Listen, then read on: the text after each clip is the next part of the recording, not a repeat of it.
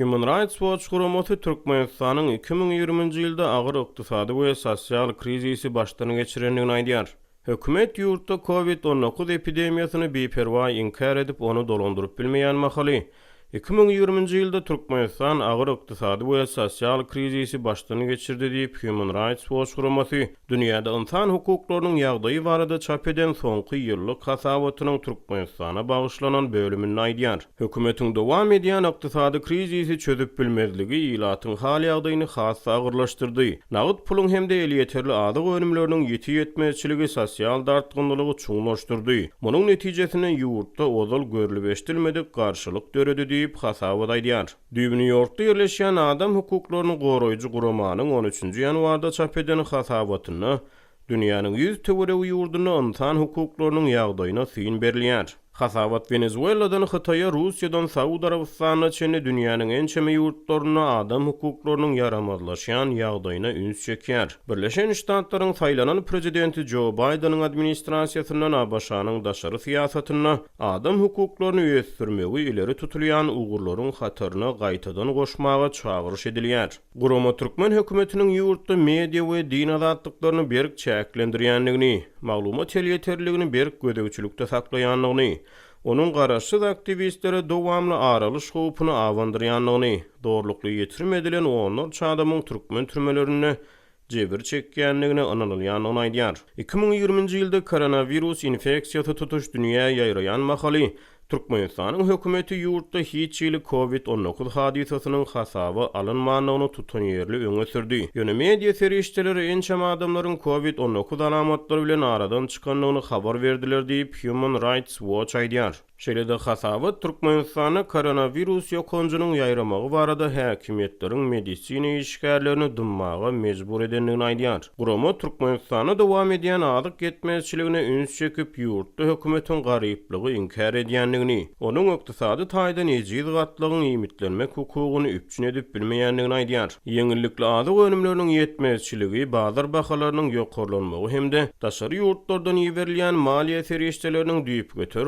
azalmagy adamları az mukdarda esasy ýymit önümlerini satyn almak üçin bir näçe sagatlap nowbaty durmaga mejbur etdi. Olar köplençe eli boş dolany, paýoklar subsidiýalenen ýymit önümlerine eli ýeterliligi üpçün etmedi. Adamlar döwlet dukanlaryna ýymit önümleriniň sewdasyna esasyz girdilýän çäklendirmeleri başlany geçirdi. Ýylatyň ýymit zerurlyklary boýunça jemgyýetçilige eli ýeterli resmi maglumat ýok diýip Human Rights Watch guramasynyň ýyllyk hasabatyny aýdylýar. Onuň Türkmenistana raýat jemgyýetiniň ýagdaýyna bagyşlanan bölümine ýurtda garaşsyz ýerli guramalaryň erkin iş alyp baryp bilmeýänligi, belligi alınmadyk hökümete değişli bolmadyk guramalaryň gadagan edilýänligi, hemde olary belligi aldyrmak işleriniň juda muşakkatlydygy. Şeýle-de adam hukuklaryny goraýjy halkara jemgyýetçilik guramalarynyň Türkmenistana girmegine ruhsat berilmeýänligi aýdylýar. Geçen tömüz Türkiýede Demirgazyk, Kiprde we Birleşen Ştatlarda ýaşaýan Türkmenistanyň migrant işçiler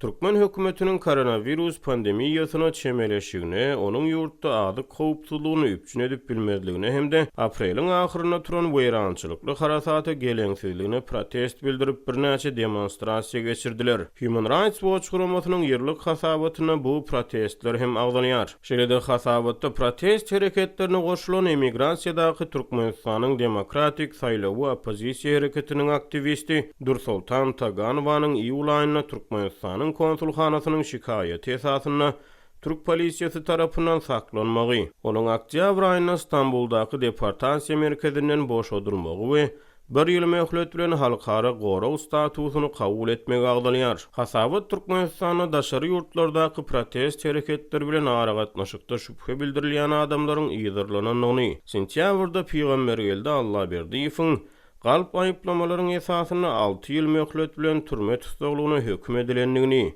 Murat Duşemowyň YouTube ulgamyna daşary ýurtlardaky opozisiýany agdywyllyga çagyrandan soň tutsak edilenligi agdalýar. Hasabata görä Türkmenistanda nägileligiň jemgyýetçilikde beýan edilmeginiň islenlik görnüşi gadagan edilýär. Kadyýet jogapkärçiligine çekilmek töwekkülçiligine garamazdan adamlar ykdysady krizise we ýeňillikli ýymit önümleriniň ýetmezçiligine protest bildirmek üçin bir näçe öz akymlaryň parahatçylykly ýonanşyklary geçirdiler diýip hasabat ýurt içinde ýylyň dowamyny öz raýyna guralan protestlere salgylany. Hasabatyň Türkmenistany media azatlygynyň ýagdaýyna bagyşlanan bölüminde ýurtda media azatlygynyň gözüňi ýagdaýyny üns çekilýär. Türkmenistanda media azatlygy ýok. Çap edilýän ähli neşirler we elektron media serişçileri döwlet gödegçiligine diýip hasaba daýdýar. Ol Türkmenistanda internetiň berk döwlet gödegçiligine saklanýanlygyny, garaşsyz setleriň häkimetler tarapyndan semedilýänligini we daşary ýurt media serişçileri bilen hyzmatdaşlyk edýän yerli habarçylardan aralanýanlygyny aýdýar. Köp website, şol sanly sosial ulgamlar we messengerler petikli. Hökümet aragatnaşygyň ähli görnüşini gödegçilik astyna saklaýar diýip Human Rights Watch aýdýar. Hasabatyň Türkmenistana din azatlygyna bagyşlanan bölüminde ýurtda belli alınmadyk dini toporlaryň işleriniň gadagyn edilýänligi, dini ýonanç sebäpli harby gullukdan ýüze urýan raýatlary alternativ gulluk mümkinçiliginiň berilmeýänligi aýdylýar. Hasabat Türkmenistana dini ýonanç sebäpli harby gullukdan boyun gaçyran 11 Yehova şaýadynyň tutsag astyna galýanlygyny aýdýar. Hasabatyň syýasy tutsaglary zorlukly ýitirim etmeleri we gynamalara bagyşlanan bölüminde türkmen türmelerine gynamalaryň we ýowuz tütemiň endemik häsiýeti eýedigi, zorlukly ýitirim etmeleriň pidasy bolan onlarça tutsagyň daşarky dünýäden üzüňe saklaýanlygy bellenilýär. Hökümet olaryň maşgalalarynyň ýa-da aklawçylarynyň olaryň ýanyna baryp görmegini ret edýär diýip hasaba daýdýar. Human Rights Watch guramasy dünýäniň en çeme ýurtlaryna adam hukuklarynyň ýagdaýy barada hasabatyny ýyllyk çap edýär. Türkmenistanyň paýtagtynda öýkeniň kompýuter tomografiýasyny etdirmek üçin nowatlar köpelýär. COVID-19 testleriniň netijesinde ýüze çykarylýan ýagdaýlaryň sany welaýatlardaky kärhanalaryň işgärleriniň arasynda artýar. Bu arada Azatlygyň Türkmenistandaky habarçylary maglumat berýärler. Häkimetler bolsa ýurtda koronawirusyň henidem ýokdugyny öňe sürýärler. Paýtagtyň kardiologiýa merkezinde şuňlar kompýuter tomografiýasyny, ýagny KT barlygyny edýän lukmanlar 3 tapkyrly imtas giýiji gündiň dowamynda işleýärler. Giňeldilen iş tertibine garamazdan öýküni barlatmak üçin ýüz tutýan adamlaryň sany azalmaýar. Soň günlerde adamlar 19-njy ýanwara ýazylýarlar. Barlygyň bahasy hem gymmatlady we 200-den 270 manada ýetdi. Bu arada 10-njy ýanwarda Azatlygyň Aşgabatdaky habarçylary maglumat berdiler. Bu ýurdun häkimetleriniň ikrar etmeýän COVID-19 alamatlary bilen geçýän keteliň gitdigiçe ýaýbanlanýan döwründe bolup geçär. Adynyň efirde agdalmazlygy şerti bilen gürlen lukmanlar ýurdun güýçli koronawirus tolkunyny başdan geçirýänligini aýdýarlar. Hassahanalarda görülüp eşidilmedik derejede niýataglar, ölüm ýagdaýlary köpelýär. Testleriň köpüsi COVID-19-yň bardygyny tasdiklýar we öýküne zeper ýeten halatlary iňen köp bolýar. Bu şertlerde lukmanlar gıssa gastynda işleýärler. Käbir sebetlerde maşgala lukmanlarynyň iş güni uzaldylýar. Kesellep öýde bejergi alýan adamlaryň we meýletin test etdirýän adamlaryň sany köpelýär. 13-nji ýanwarda Liwap vilayatynyň Çerji etrafynda gurulýan gaz turbinaly elektrik stansiýasynyň 9 işgärinde koronawirusyň tapylandygy anyklandy. Azatlygyň vilayatdaky habarçysynyň sözlerine görä, koronawirus keseli 5-nji dekabrda Türkiýeden baran hünärmenleriň arasynda anyklanypdyr. Ýatlasak mundan öň täze ýylyň öňü sirasynda Çerji etrafynyň günorta böleginde ýerleşýän gaz turbinaly zawodyň hünärmenleriniň arasynda geçirilen testler kärhananyň 5 işgärinde COVID-19 keseliniň bardygyny ýüze çykarypdy. Olar hem 5-nji dekabrda Türkiýeden Türkmenistana baran we zawodyň karantin zolugynda 21 günlük karantina salynan türk raýatlary. Karantiniň soňky güni olar saglyk barlygyndan geçdiler we testleri oňy netijeleri görkezdi we destine keselhana äkedildi diýip Rönesan Türk kompaniýasynyň metbuat sekretary dekabr aýynyň ahirinde aýdypdy. Azatlygyň maradaky habarçysynyň sözlerine görä, häzirki wagtda Türkmenabatdan 120 km uzaklykda Liwap vilayaty bilen serhetleşýän ýerde Marynyň täze gaz gysyjy stansiýasynyň azyndan 4 işgärinde COVID-19 tapylypdyr. Koronavirus tapılan hünärmenler Ukrainanyň raýatlary bolup, olar Türkmenabatyň köp uğurly hassahanasyna ýerleşdirilipdir. Zawodyň anonim gürlen wekilleriniň sözlerine görä, kesellänler täze kärhananyň açylyş dabaratynyň öňü tirasynda ähli işgärleriň arasynda geçirilen testler arkaly anyklanypdyr. Olar resmi çäreleriň gatnaşyjylarynyň dabaradan 3 gün öň koronavirus üçin testden geçirilýänligini we täze kärhananyň 14-nji ýanwarda açylmagynyň planlaşdyrylýanlygyny habar berdiler. Dekabr ayının başında Türkmenistan'ın döwlet edaralarının we karhanalarının işgärlerine koronavirus tynaglaryny öz hasabyna tapşyryldy. Dekabr ayının dowamında habarçylarymız bu keseliň edara karhanalarının işgärlerinde şol sanda lukmanlarda, muallimlerde, zawodlarda hem fabriklarda işleýänleriň en çemesinde keseliň anyklanandygyny habar berdiler. Azatlyk bilen anonim gürleşen lukmanlar barlanýanlaryň köpüsinde testleriň COVID-19'un bardygyny görkezýänligini ýöne hassahanalarda koronavirus hakda gürlemegiň gadagyn edilýänligini aýdarlar.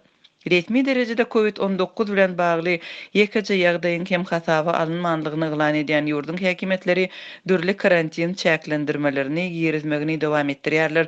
Ýurtda ähli ýerlerde maskalar giýmek, distansiýany saklamak talaby we hereket çäklendirmeleri girdilýär. Döwlet işgärleri koronavirus tynaglaryndan geçmeli edilýär we kesellemek howp astyndaky raýatlaryň sanawlary düzülýär. Mundan başga da bazarlar, mesçitler ýapyk bolmagyna galýar, karhanalaryň işi we işleýänleriň sany azaldylýar. Türkmenistan'daki işsizlik ve güýçlendirilen çäklendirmeler eklenji kıyınlaşan ýaşaýjylar bilen häkimetlerin arasynda gatnaşyklaryň barha dartgynlaşmagyna alyp gelýär diýip Azatlygyň mardaky habarçysy habar berýär. Şahatlyk şäherçesiniň aňyr çetindäki Zapravkanyň öňünde ýerleşýän Golonly diýilýän duralgyda şu gün polisiýa bilen yerli ýaşaýjylaryň arasynda bir gatyrganyşma boldy. Ogulhan etraf polisiýasynyň işgärleri gelip ýükloglar bilen Aşgabat'a gitmek üçin toplanan 50'den gowrak adamy dargatsak boldy diýip habarçy 12-nji ýanwarda habar berdi. Onuň sözlerine görä iş üçin ýola çykan adamlar häkimetleriň derrew dargamak garat eden talabyna boyun bolmadylar. Şondan soň polisiýa Goloýda ýerleşýän gaz edarasyna gidip ol ýerden awtobus getirdi we adamlary ulaga mindirip Şahatlyk şäherçesiniň polisiýa bölümine alyp gitdi diýip habarçy aýtdy. Polisiýa eltilen adamlaryň biriniň beren maglumatyna görä olardan Golonly duralgysynda üýüşmeligi talap etdiler. Adamlar onda biz Aşgabat'a nädip gitmeli? Birimiz firmalarda, beýlekilerimiz huzurly hojalyklarda işleýärdi. Bir da edip aşmasak bolmaýar diýdiler. Aýdylmagyna görä, paýtagy töwereginde dürli işlerde işleýän adamlar bu ýerden Aşgabat'a et we beýleki ömürler daşıyan ýükloglaryna ýa-da gadel awtologlaryna minip öz iş ýerlerine barýarlar. Samolyota minmäge ýagdaýymyz ýok. Otly gapnaw açylmasa biz işsiz oturmalymy diýip adamlar öz ýagdaýlaryny düşünürjek bolurlar. Tutulup eltilen adamlaryň biri ol ýerde işleýän garyndaşyna gawat geldi we polisiýa ofiseri oňa karantin çäklendirmeleri başga ýerlerde aýrylsa-da bizde açylmaz. Sebäbi hökümet her ýagdaýda uly girde zalýar diýdi. Ada edilmedik polisiýa işgäriniň sözlerine görä, ýolagçy otlaryny işleýän prawotniklaryň bari aýlyksyz zähmet urgusatyna uğradylar. Hökümet olara aýlyk tölemän köp serişde tygyş etdiler. Aşgabat ýoluna bir topar çadyr dikildi we olaryň deňinden geçen her ulagdan belli bir metrede para alynýar diýip ofisier ýollaryň ýapyk wagtynyň açyk wagtynda kagaranyny has köp girdiji getirýänligini hem sözüne goşdy. Çäklendirmelerin arkasyndan gazanylýan bekanun pullaryň alkyş därligini we bu ýagdaýyň ýollaryň haslyk ýapyk saklanmagyna alyp gelmek ähtimallygyny Azatlygyň başga bir çeşmesi hem tasdik etdi. Şeýle-de Golonly duralgysynda saklanan adamyň polisiýada işleýän garyndaşynyň aýtmagyna görä, şu ýyl polisiýa işgärleriniň sanynyň hem düýpli azaldylmagy mümkin. Bizim basym işimizi ýetirmegimiz mümkin diýip polisiýa ofiseri garyndaşy bilen özara gürrüňçilikde aýtdy. Ol bu ähtimallygyň sebäbini öňünden görülen taýýarlyklar bilen düşünürdi. 2019-njy ýylyň Tomsonda polisiýa işgärleriniň köpüýüşini petilere, ýagny polisiýa taliplerine we mektep muallimlerine etdirdiler.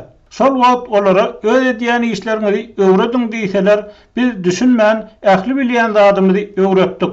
Indi talipler, muallimler bizim edýän işlerimizi etmäge taýin boldy. Bizi haçan işden çykarsalar çykaryp bermeli, ofisier duralgyda saklanan garyndaşyna için ýokdy. Bizi away siýasat köre bilen goýberdiler. Gaýrat edin. Geçenin gözüne görünüp durman duralgydan Golonly etrawyna tarap 500 metr süýüşip durun. Şol ýerde kerpiç zawody bar. Hamala kerpiç zawodynyň işgärleri ýaly bolup durun diýdiler diýip saklanan adamlaryň biri adatlygyň habarçysyna aýtdy. Şeýlelikde adamlar taksi tutup duralganyň aňyrsyndaky kerpiç zawodynyň ýanyna gitdiler. Indi tutulsalar olara jerime salynjakdygy aýdyldy diýip adatlygyň habarçysy habar berdi. Şu aralykda Marinyň polisiýa işgärleri çäklendirmelerin döreden gadanç mümkinçiliklerinden peýdalanyp adam gatnadyp kiretmäge başladylar. Türkmen News neşriniň ýazmagyna görä, polisiýa ofisiýerleri wezipelerinden peýdalanyp Aşgabatda barýan ýolagçylary tezene çenli getirip haklaryny alyp ýyllaryna dolanýarlar.